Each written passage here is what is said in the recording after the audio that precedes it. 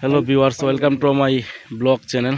তো blog channel সবাইকে স্বাগতম। যারা যেখান থেকে রয়েছেন অবশ্যই কমেন্টের মাধ্যমে জানিয়ে দিবেন। আপনাদের কমেন্টের উপর ডিপেন্ড করে কিন্তু ভিডিওগুলো মেক করা হয়। তো আমার ডিসপ্লের সামনে তা দেখতেছেন, তো এটা দেখার আগে বা শোনার আগে যারা নতুন রয়েছেন তারা অবশ্যই চ্যানেলটিকে সাবস্ক্রাইব করে দিবেন। তো আমার ডিসপ্লের সামনে দেখতেই পাচ্ছেন যে একটা জমিতে, বিশাল একটা জমিতে গরুর ঘাস বলা হয় এগুলা, তো গরু ভালোভাবে এগুলা তো এগুলা কিন্তু অনেকে বাজারে বিক্রিও করে বা গরুকে খাওয়ায়। তো এই গাছগুলা কীভাবে তৈরি করা হয় সে সম্পর্কে আমরা জেনে নেব যে এই জমি চাষ করেছে তার কাছ থেকে। তো আমাদের ভিডিওর সাথেই থাকেন। তো দেখতেই পারতেছেন আপনারা আমার পিছনে আমার যে গাছগুলা, তো এই গাছগুলো আমি কীভাবে তৈরি করলাম আর এইগুলা থেকে কি পরিমাণ অর্থ উপার্জন করি আর এইগুলা কি কাজে লাগানো হয় এটি আপনাদের মাঝে তুলে ধরবো।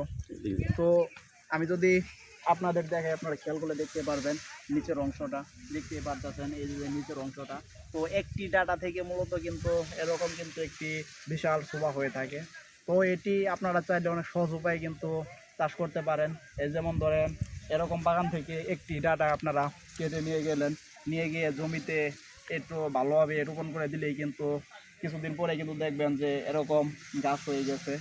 তো এই গাছের অনেক উপকারিতা আছে, যেমন ধরেন এটি যত আপনারা কাটবেন তত কিন্তু বেশি হবে, এটি গাছের একটি বিশেষ গুণ। তো এটি মূলত গরুরে খাওয়ালে কিন্তু গরু অনেক মোটা হয়, গরু অনেক ভালোও খায়, গরু অনেক ভালো থাকে।